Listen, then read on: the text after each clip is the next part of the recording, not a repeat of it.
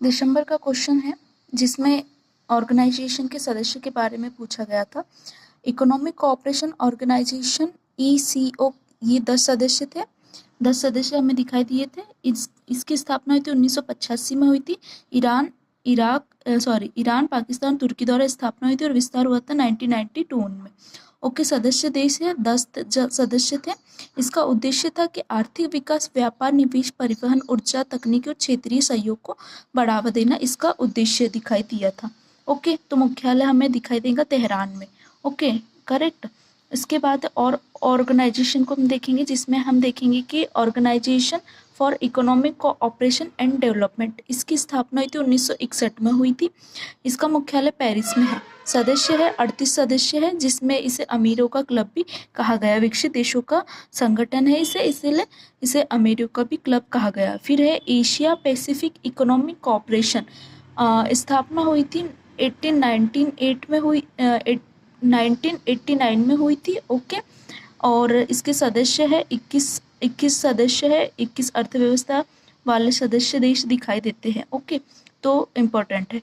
फिर है SAARC very important है, South Asian Association for Regional Cooperation. SAARC दिखाई देता है 1985 में, वेरी इंपॉर्टेंट है। इसका मुख्यालय काठमांडू, नेपाल में।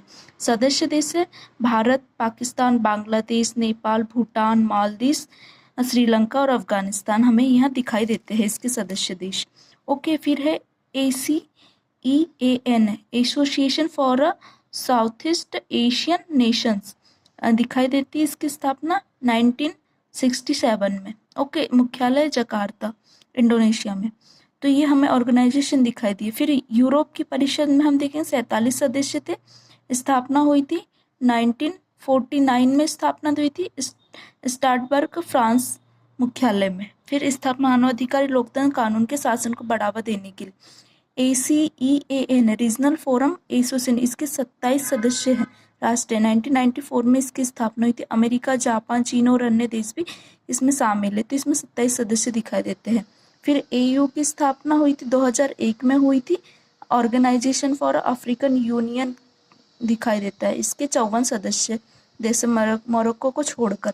तो ये ऑर्गेनाइजेशन है जिसके यहाँ पे सदस्य देशों के बारे में क्वेश्चन में पूछा गया था। दिसंबर का UGC नेट का एग्जाम में आया हुआ ये क्वेश्चन है, वेरी इंपॉर्टेंट है। अब देख लेते हैं कि आने वाले एग्जाम में भी इस टाइप के क्वेश्चन कैसे बन सकते हैं।